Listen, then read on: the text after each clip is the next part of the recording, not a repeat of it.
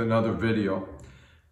Hope you can see me well. The sun is shining in my face, and so be it. Today's topic is Kabbalah. What is it? What it's not? And who should even be looking into it?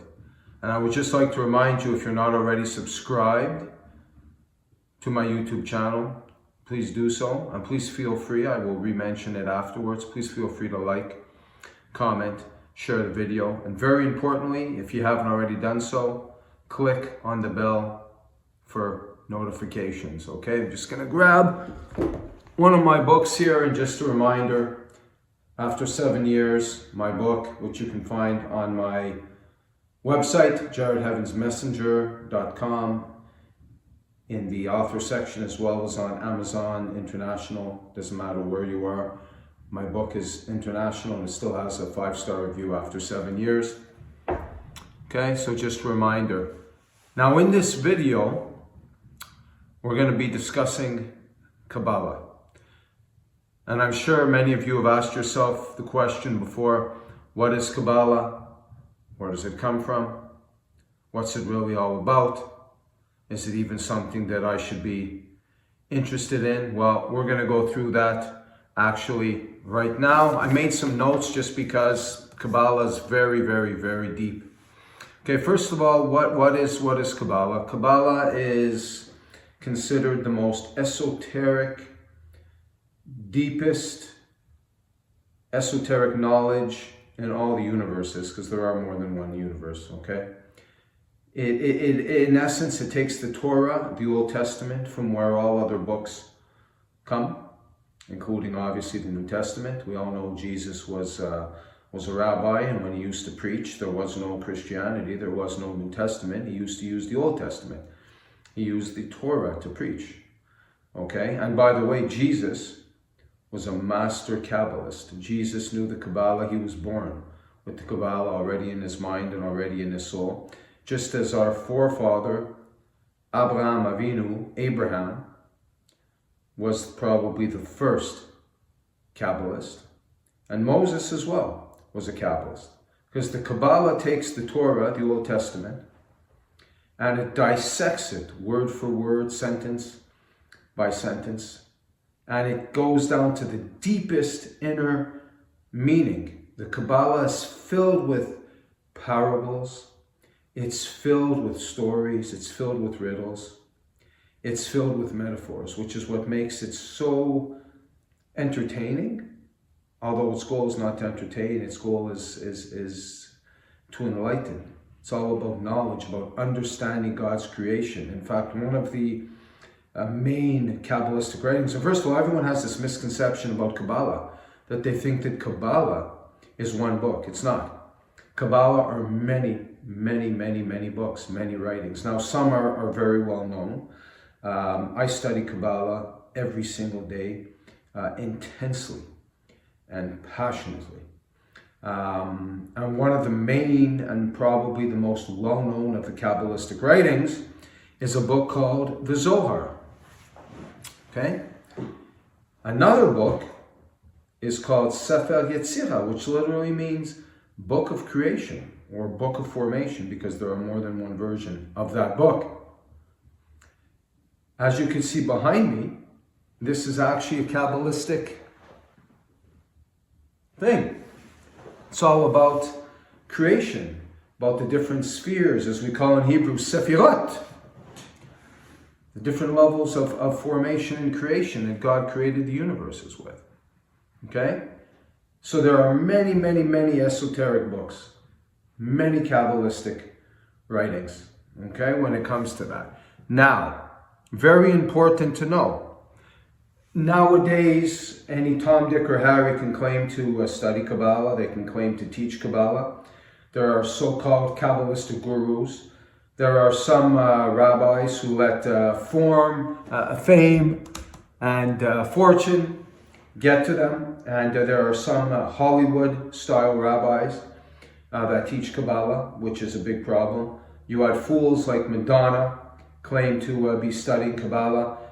I can assure you that Madonna and the other celebrities and these Hollywood-style rabbis or any of these so-called rabbis or gurus that claim to give mass classes, mass formation on Kabbalah to just anyone and everyone.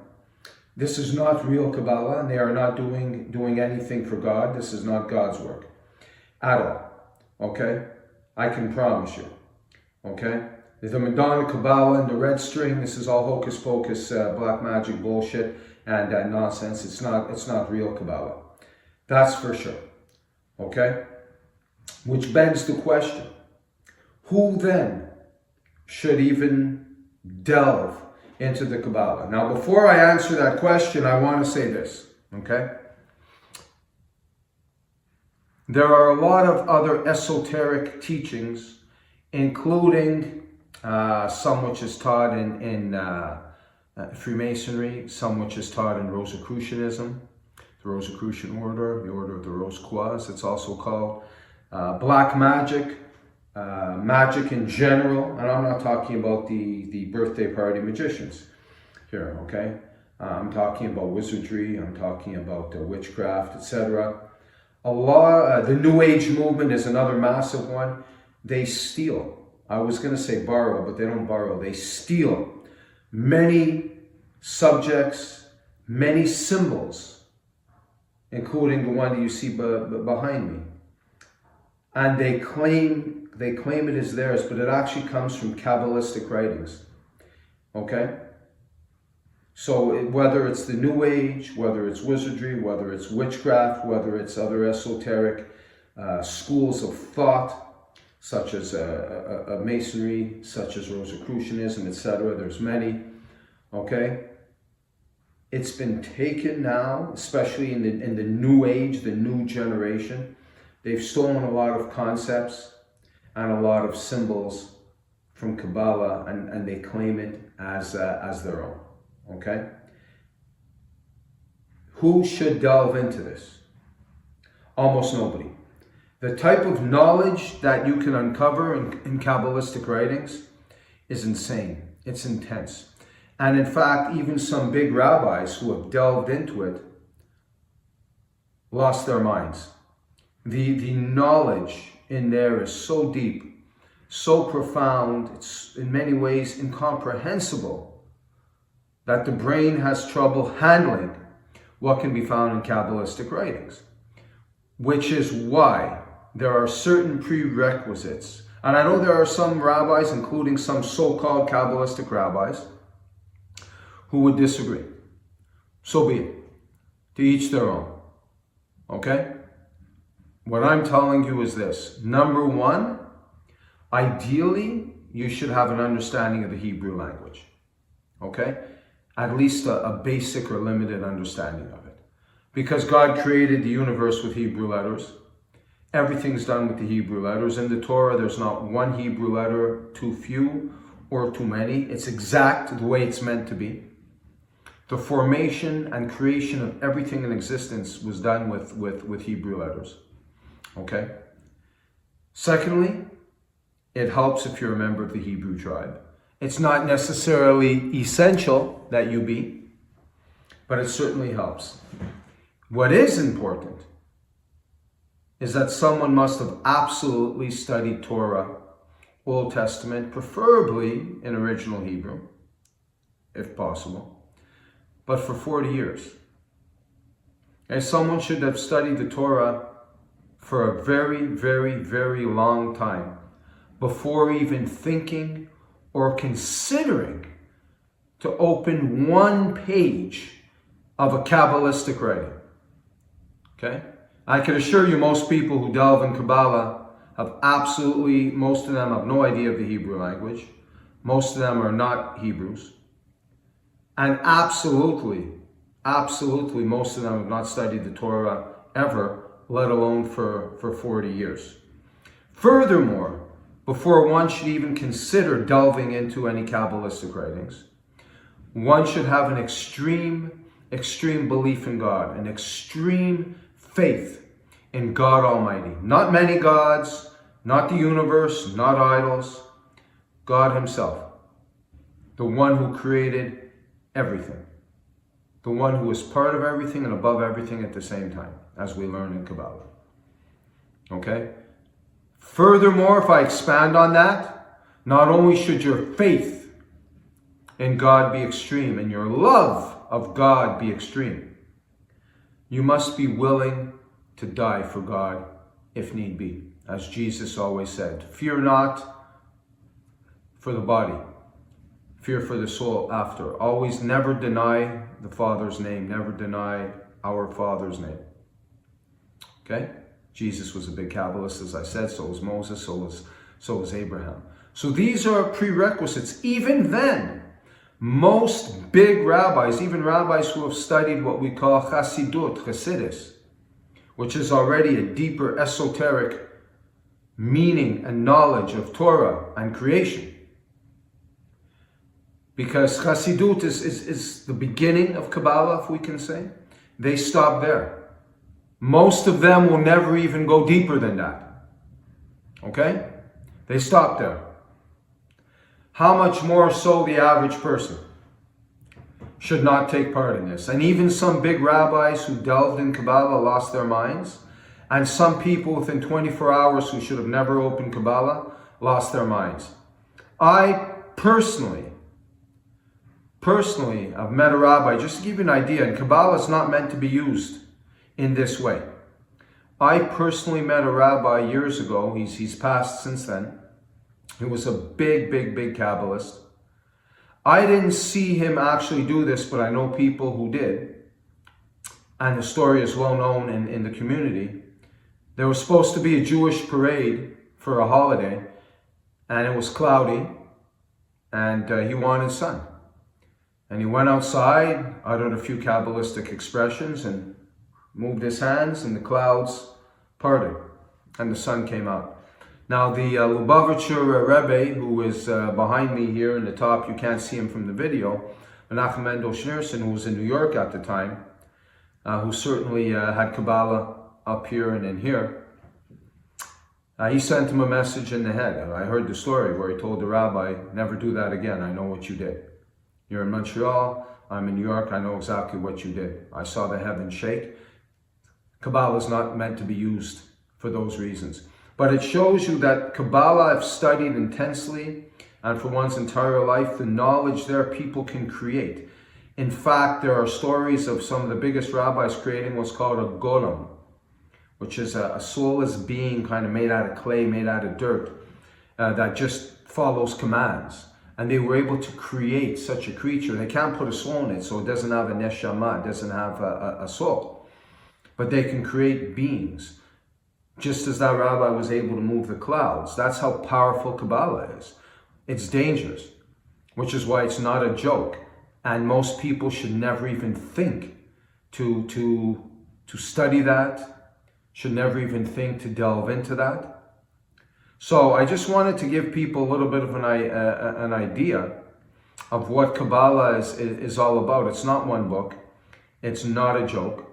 It's not what most, nowadays you could take courses for Kabbalah. In the old days, it was only the top students that had a deep understanding of esotericism that a master Kabbalist would choose to even learn tiny bits and pieces of Kabbalah. This is not meant for the masses. Can you imagine what the masses would do with this information? First of all, without a fear and love of God, they would use it for evil purposes. Okay? So this is what it is. So I hope you have a little bit of a better understanding. I mentioned Kabbalah a lot in my videos, especially in my lives. Kabbalah is very, very deep. It has knowledge that you will not find in any other book or books or esoteric teachings.